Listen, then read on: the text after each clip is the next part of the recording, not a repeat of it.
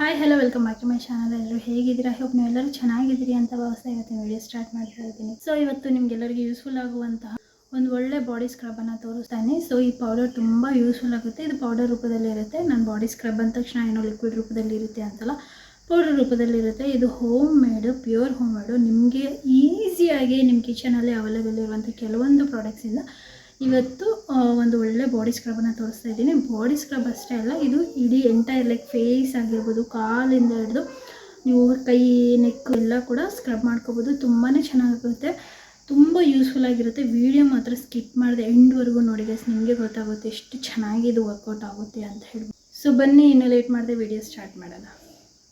ಈ ವಿಡಿಯೋನ ಎಂಡ್ವರೆಗೂ ನೋಡಿ ಗೈಸ್, ಆಗಲೇ ನಿಮಗೆ ಈ ವಿಡಿಯೋ ಎಷ್ಟು ಯೂಸ್ಫುಲ್ ಅಂತ ನಿಮ್ಗೆ ಗೊತ್ತಾಗುತ್ತೆ.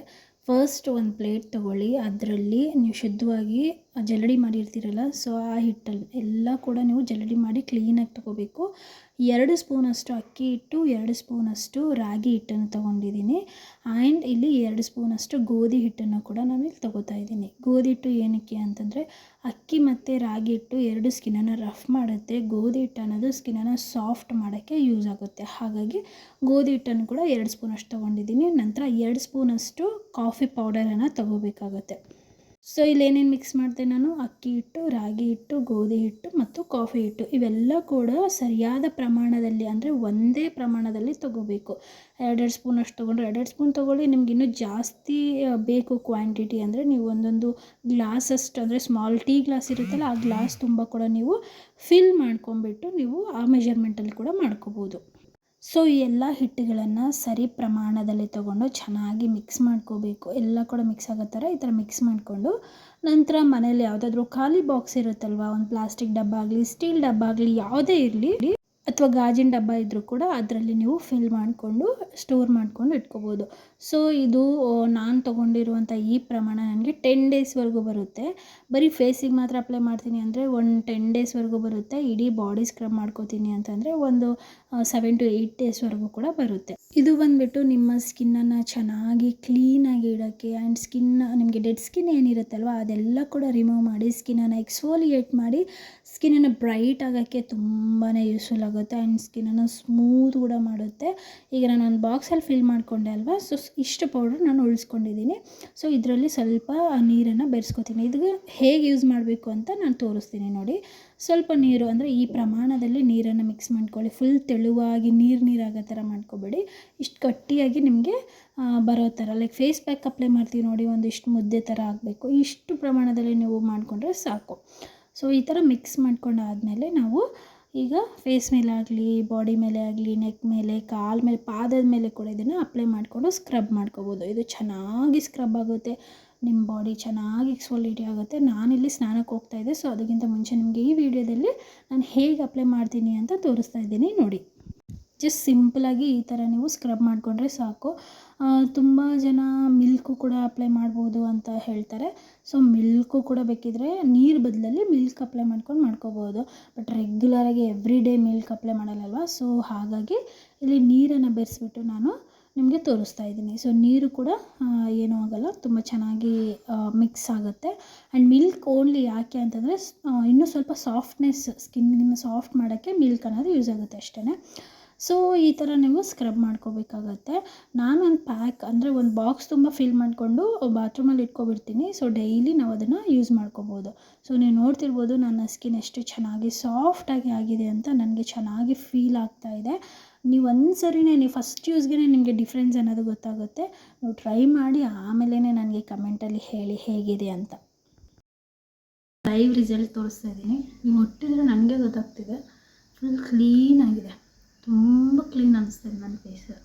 ಲೈಕ್ ಯಾವುದೇ ರೀತಿಯ ಡರ್ಟ್ ಆಗಲಿ ಏನು, ಆಮೇಲೆ ರಫ್ ಸ್ಕಿನ್ ಥರ ಅನ್ನಿಸ್ತಾನೆಲ್ಲ, ತುಂಬ ಸಾಫ್ಟಾಗಿ. ಪಾರ್ಲರ್ಗೆ ಹೋಗಿ ಬಂದರೆ ನಾವು ಫೇಶಿಯಲ್ ಮಾಡಿಸ್ಕೊಬಂದರೆ ಎಷ್ಟು ಕ್ಲೀನಾಗಿ, ಎಷ್ಟು ಸಾಫ್ಟಾಗಿ ಅನ್ನಿಸ್ತಿರುತ್ತೆ ನೋಡಿ.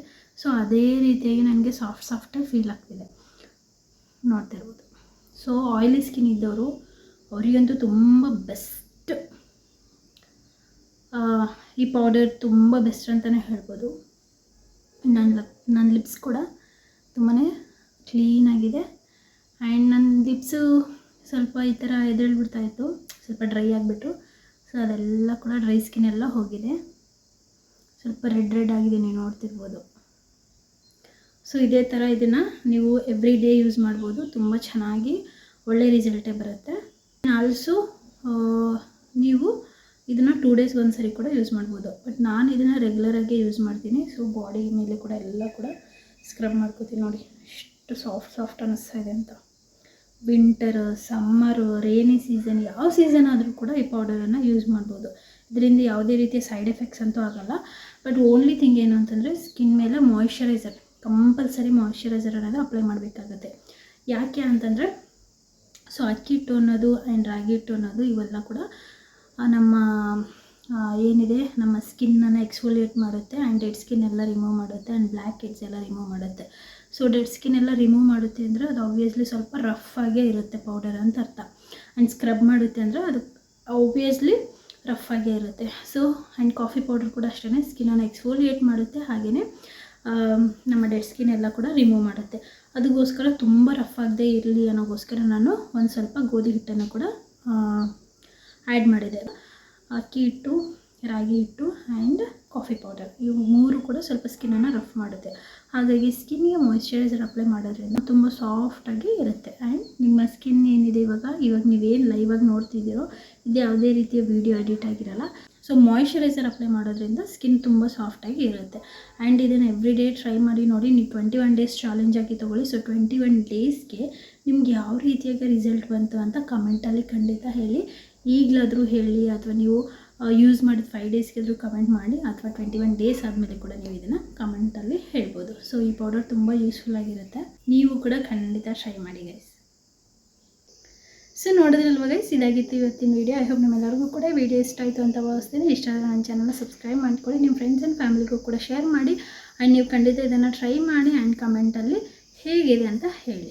ಈ ಥರ ಇನ್ನೂ ಒಳ್ಳೆ ವೀಡಿಯೋಸ್ಗೋಸ್ಕರ, ಯೂಸ್ಫುಲ್ ವೀಡಿಯೋಸ್ಗೋಸ್ಕರ ನನ್ನ ಚಾನಲ್ನ ಸಬ್ಸ್ಕ್ರೈಬ್ ಮಾಡ್ಕೊಳ್ಳೋದನ್ನು ಮಾತ್ರ ಮರಿಬೇಡಿ. ನಾನು ಮತ್ತೆ ಒಳ್ಳೆ ವೀಡಿಯೋ ಜೊತೆ ಸಿಗ್ತೀನಿ. ಅಂಟಿಲ್ ದೆನ್ ಬಾಯ್.